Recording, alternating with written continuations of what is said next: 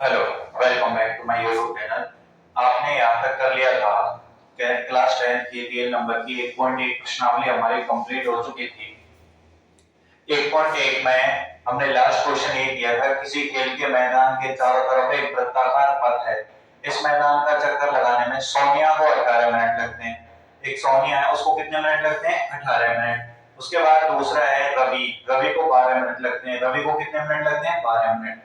उसके बाद कह रहा है कि एक ही दिशा में चलते हैं वो एक ही समय पर, तो कितने समय बाद वे पुनः प्रारंभिक स्थान पर मिलेंगे।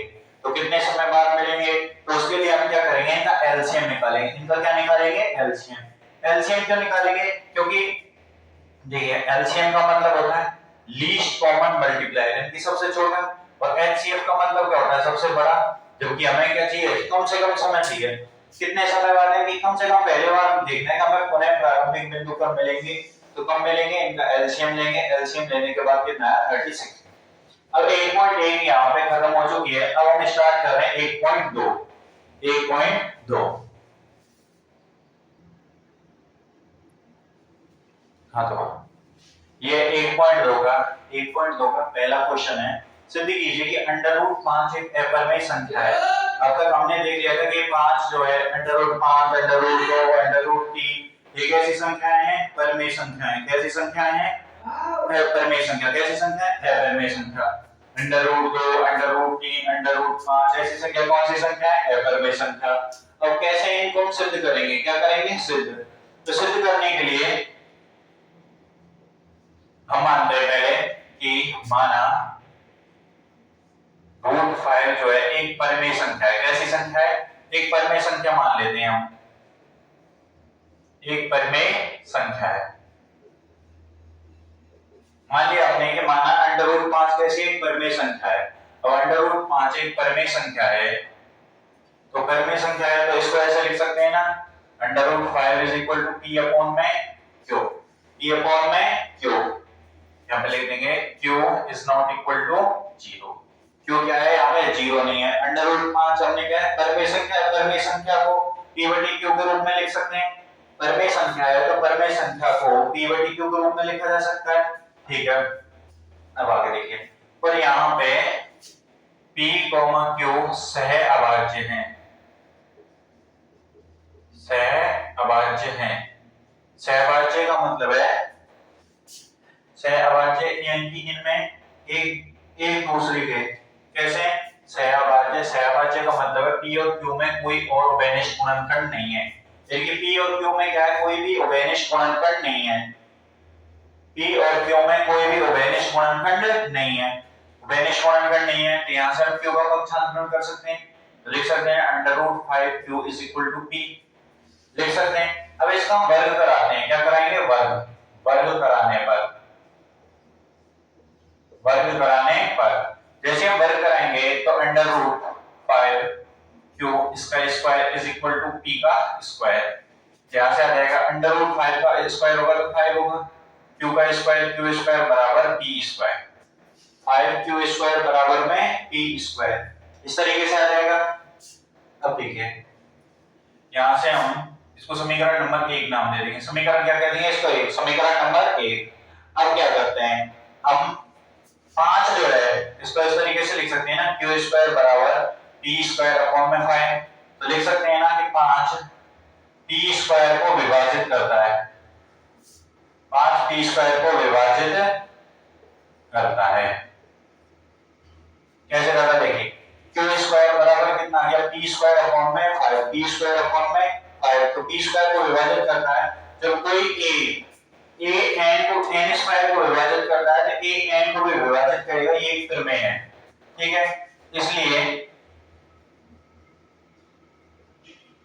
5 जो है वो p को भी विभाजित करेगा। p को भी विभाजित करेगा। 5 जो है वो क्या करेगा? p को भी विभाजित करेगा। p स्क्वायर यानी कि जैसे हमने मान लिया कि p स्क्वायर का मान 25 है। p स्क्वायर का मान कितना है? 25 है। और 5 25 को विभाजित कर रहा है? बिल्कुल कर रहा है 5 बार। तो p स्क्वायर की जगह p लेता हूं तो p लेंगे यानी इसका अंडर रूट यानी 5। तो 5 जो है 5 को विभाजित करेगा या नहीं करेगा? p स्क्वायर का मान जो भी आप लेके देख लेना p स्क्वायर का मान यदि 5 से विभाजित है तो p भी 5 से विभाजित होगा। p स्क्वायर का मान यदि 5 से विभाजित है तो p भी किससे होगा? 5 से विभाजित होगा। तो ऐसे ही इस तरीके से निकाले। अब हम मानते हैं कि माना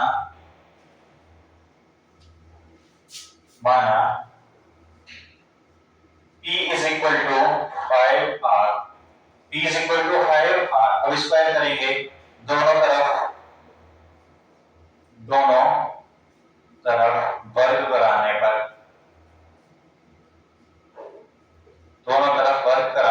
अब वर्ग करेंगे तो क्या हो जाएगा? p square is equal to 5 का स्क्वायर हो जाएगा 25, r का स्क्वायर हो जाएगा r स्क्वायर।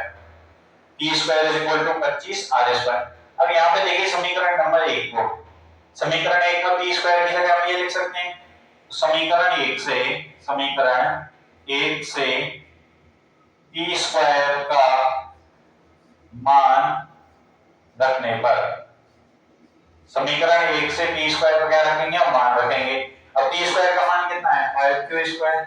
p स्क्वायर की जगह कितना लिख सकता हूं मैं? 5q square is equal to 25 r square is equal to 25 r square. अब यहाँ पे इसको इस तरीके से लिख सकते हैं, q स्क्वायर बराबर 25 अपॉन में 5 r स्क्वायर, और q स्क्वायर का मान कितना आ गया? 5r square. 5r स्क्वायर, इस r को इधर लेंगे, r स्क्वायर बराबर q स्क्वायर अपॉन में 5 लिख सकते हैं इस तरीके से, यानी कि 5 जो है q स्क्वायर को विभाजित करता है, 5 जो है वो q स्क्वायर को विभाजित करता है। अब 5 जो आ गया वो q स्क्वायर को विभाजित कर रहा है, किसको विभाजित कर रहा है? q स्क्वायर को, ठीक है। अब जब 5 q स्क्वायर को विभाजित कर रहा है तो 5 q को भी विभाजित करेगा, ये विभाजित करेगा,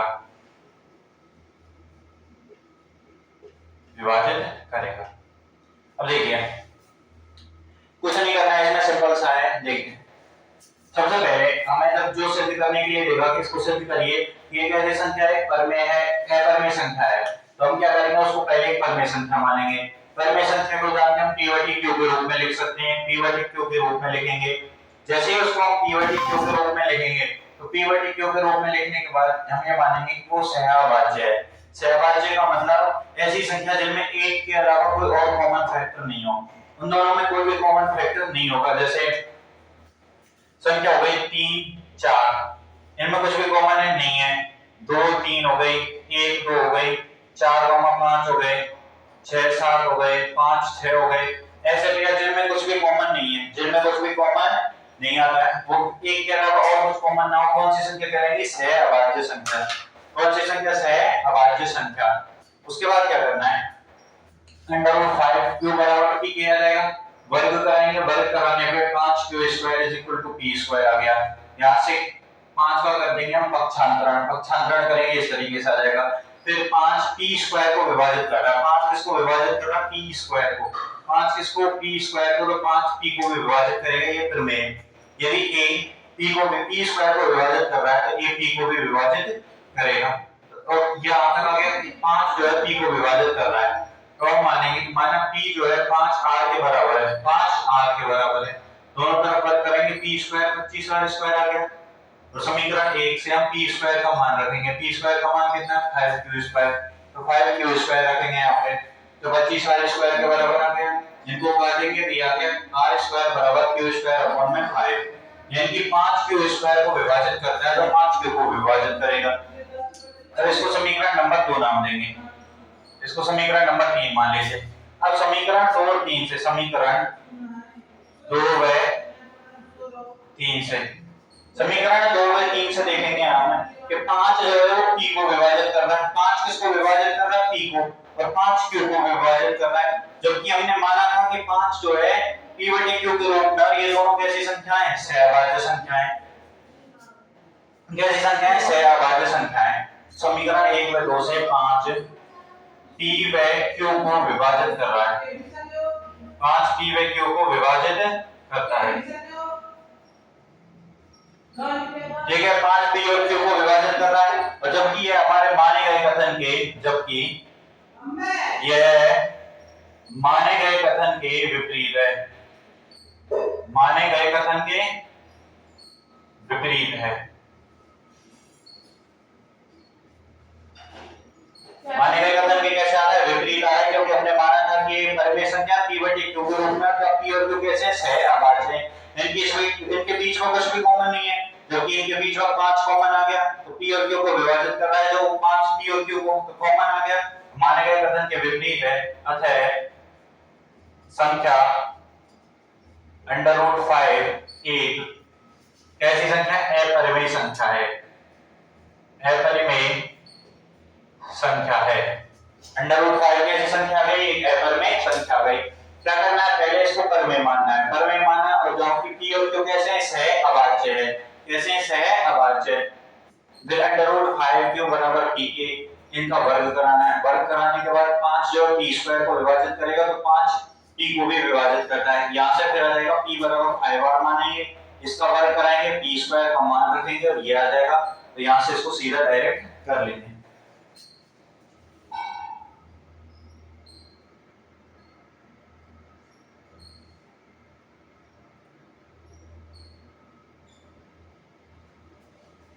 हाँ, अभी यहाँ तक देखा कि √5 एक अपरिमेय संख्या है, ये हमने सिद्ध किया। ऐसे ही आ जाएगा √2, √3, √2 और √3 के बारे में पूछा जा सकता है, तो उसमें कुछ नहीं करना है, यहाँ पे 2 लिखना है, ये √2 हो जाएगा, या √3 हो, यहाँ पे √3 लिखना है, जहाँ पे 5 आ रहा है उसकी जगह पे 2 या 3 करते चलेंगे हम, 2 3 जो संख्या होगी वो, जैसे 2 यहाँ पे, तो यहाँ पे जैसे हमने √2 के लिए करना है, तो यहाँ पे √2 ले लेंगे या √3 ले लेंगे, ऐसे यहाँ पे √3 ले लेंगे या √2, यहाँ पे 5 की जगह पे आएगा 3 आ जाएगा या 2 आ जाएगा, यहाँ पे जहां जहां 5 है उसकी जगह 3 या 2 आता चला जाएगा, ठीक है। ऐसे ही यहाँ पे हम मानेंगे, तो मानने के लिए हम किसके, या तो 3 के मानेंगे या 2 के मानेंगे, या तो 3 मानेंगे या 2 मानेंगे, और यहाँ पे भी यहाँ पे 3 आएगा या 2, 3 या 2, ऐसे t² यहाँ पे अगर 3 का स्क्वायर करेंगे तो 9 आएगा, या 2 का स्क्वायर करेंगे तो कितना आएगा, 4 आ जाएगा, या तो 9 आ जाएगा या 4 आ जाएगा। ऐसे यहाँ से मान रखेंगे, 5 की जगह 3 या 2 करते चलेंगे और 25 की जगह सेम ये प्रोसेस रहेगा, और यहाँ पे हम करेंगे कि 5 की जगह या तो 3 या 2, इस तरीके से जो आ जाएगा 3 या 2 करते चलेंगे और पूरे के पूरे में 5 कर देंगे, बस इतना सा करना, और भी कुछ भी चेंज नहीं करना, और इसमें कुछ भी चेंज नहीं करना है। ये था √5 के लिए था, तो √5 के लिए, √3 के लिए, √2 के लिए, इनमें सब के लिए क्या हो जाएगा, इस तरीके से मान रख लेंगे, कुछ भी चेंज करने की जरूरत है नहीं है। अब अगला अगला क्वेश्चन कौन सा है, दूसरा कह रहा है 3 + 2 √5,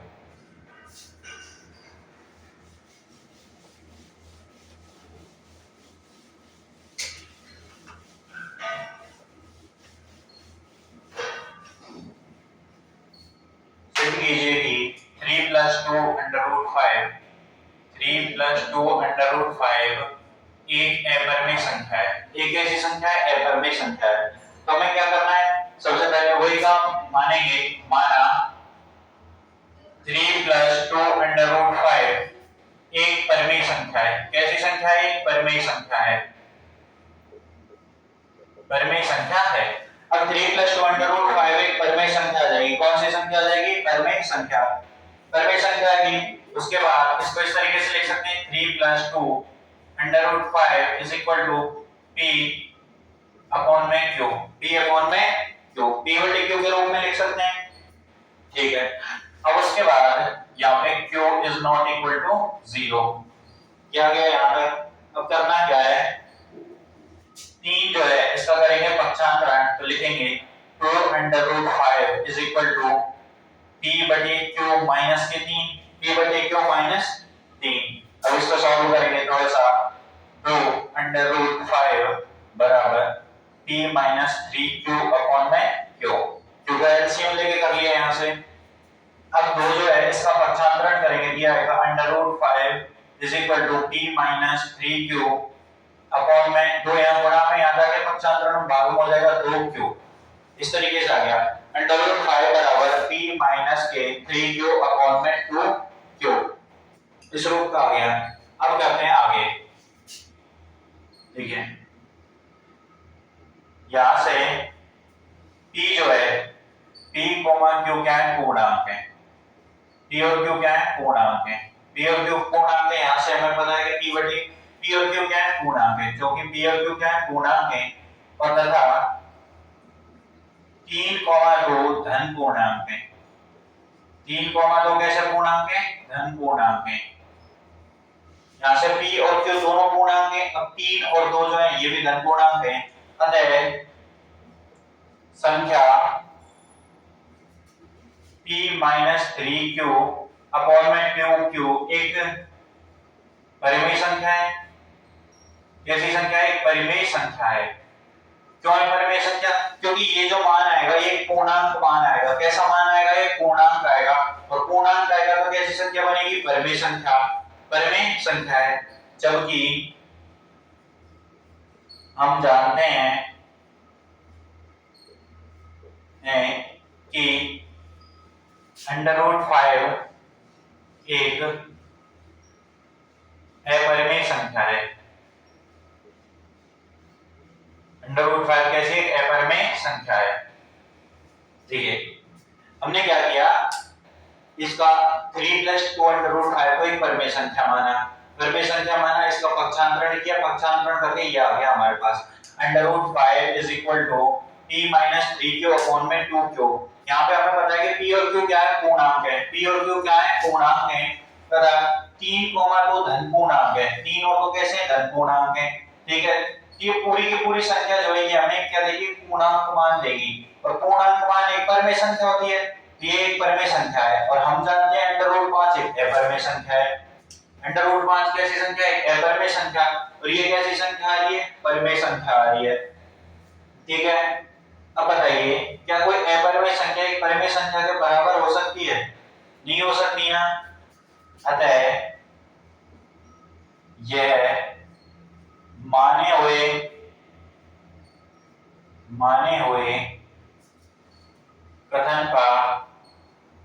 हुए कथन का विरोधाभास करती है। विरोधाभास करता है।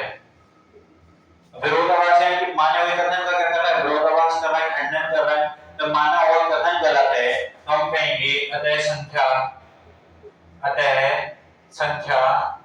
3 + 2 √5 एक अपरिमेय संख्या है। कैसी संख्या है, अपरिमेय संख्या है। तो आगे हमारे पास क्या करना है, कुछ नहीं, जो भी संख्या दे रखी है उसको परिमेय मानेंगे। परिमेय माना, P/Q पक्षांतरण किया, √5 आ गया। ये वाली संख्या एक पूर्णांक बना के देगी, हमें पूर्णांक बना के देगी, ये परिमेय संख्या है। √5 एक अपरिमेय संख्या है। वे दोनों विपरीत हो रहे हैं, ये अपरिमेय ये परिमेय, तो बराबर हो नहीं सकते। बराबर नहीं हो सकते तो हम कहेंगे कि संख्या 3 + 2 √5 कैसी है, अपरिमेय संख्या है। कैसी संख्या आ गई, अपरिमेय संख्या आ गई। ये था क्वेश्चन नंबर 2। इसके बाद क्वेश्चन नंबर 2 था ये। कौन सा था क्वेश्चन नंबर 2, बताओ इसको। अब इसके बाद देखते हैं हम क्वेश्चन नंबर 3। क्वेश्चन नंबर 3 में हमें 3 मान दे रखे हैं। क्वेश्चन नंबर 3 में हमें 3 मान दे रखे हैं। कौन कौन से 3 मान देखते हैं। क्वेश्चन नंबर 3 में पहले दे रखा है हमें 1/√2।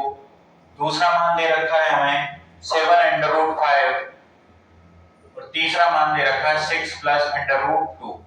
6 + √2। तो पहले हम 6 + √2 वाले को लेंगे। इसको लेंगे 6 + 2 √2। यहाँ क्या करना है, परिमेय संख्या माननी है। 6 + √2 6 + √2 परिमेय संख्या मान के यहाँ पे क्या करेंगे, 6 + √2 P/Q के रूप में मान ली। अब P/Q के रूप में अब 6 का क्या करेंगे, पक्षांतरण, तो इधर क्या बचेगा, √2। अब 6 का पक्षांतरण करेंगे तो 6 माइनस का हो जाएगा। तो यहाँ पे कितना बच गया, √2। अब P - 6 हो जाएगा, ये P - के 6 और यहाँ पे √2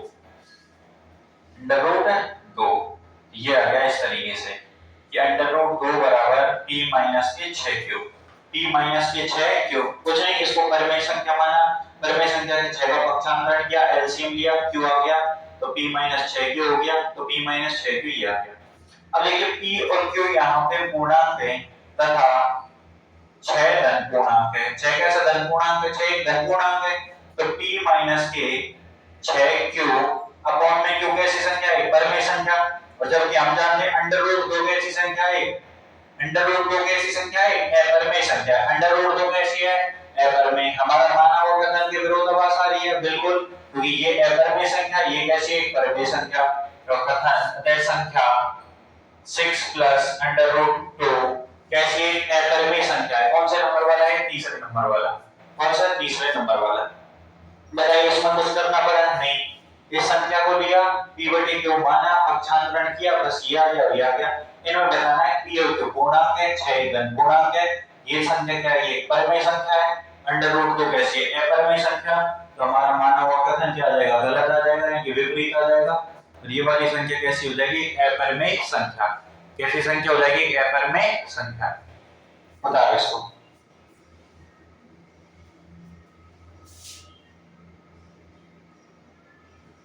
अब ये था तीसरे वाला, अब हम करेंगे दूसरे नंबर वाले को, कौन से को, सेकंड वाले को।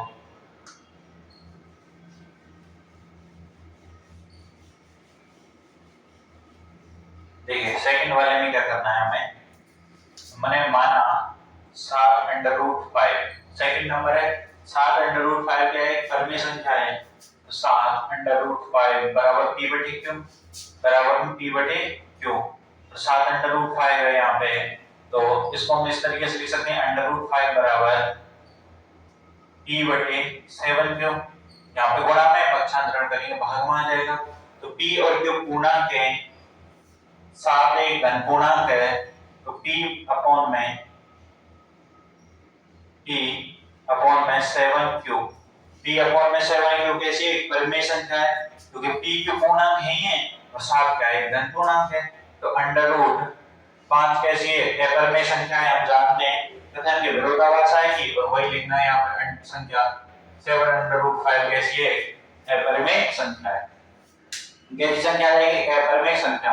अब बताइए इनको करने में कुछ जगह सभी के सभी एक जैसे हैं, और एक क्वेश्चन यहाँ से 100% आएगा, बिल्कुल आएगा इनमें से। अब रह गया हमारे पास पहले नंबर वाला, कौन सा, फर्स्ट नंबर। फर्स्ट नंबर वाले में क्या करना है, देखिए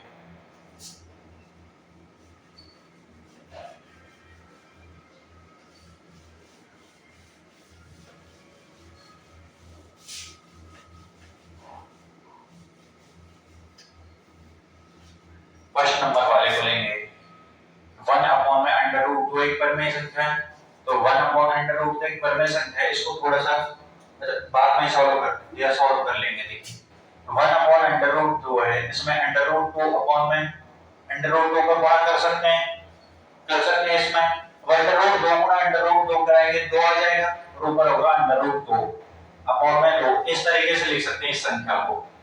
तो 1 अपॉन अंडर रूट 2, इसको हम क्या करेंगे, under root 2 upon under root 2 का क्या करेंगे, गुणा, हर का परिमेयीकरण कहते हैं इसको, क्या कहते हैं, हर का परिमेयीकरण,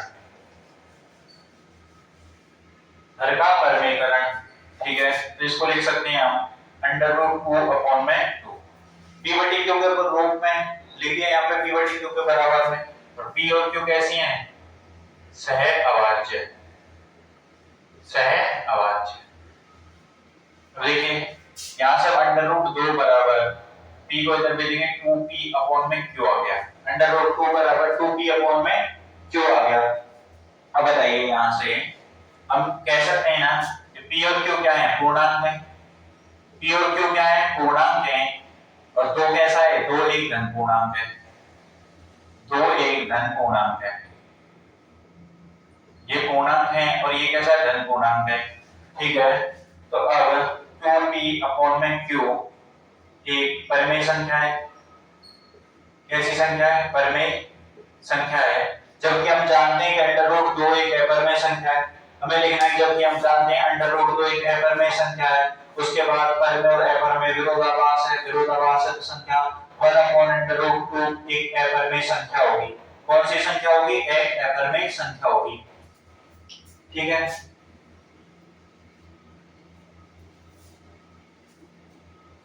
ये थे आपके प्रश्नावली 1.2 के क्वेश्चंस। 3 क्वेश्चन है इसमें, तीसरे में 3 भाग हैं। ये सारे के सारे क्वेश्चन हमने कंप्लीट कर लिए। उसके बाद अंडर रूट 2, अंडर रूट 3 वाले भी कर लिए। ठीक है, तो यहाँ पे आपकी पहली प्रश्नावली जो है कंप्लीट होती है। पहली प्रश्नावली क्या होती है? कंप्लीट होती है क्लास 10 की रियल नंबर। पहली प्रश्नावली कंप्लीट होती है। दूसरी है बहुपद। दूसरी कौन सी है? बहुपद। दूसरी है बहुपद। बहुपद क्या होते हैं उनके बारे में हम कल करेंगे। ठीक है, यहाँ तक आपको वीडियो अच्छी लगी तो वीडियो को लाइक करें, चैनल को सब्सक्राइब करें। धन्यवाद।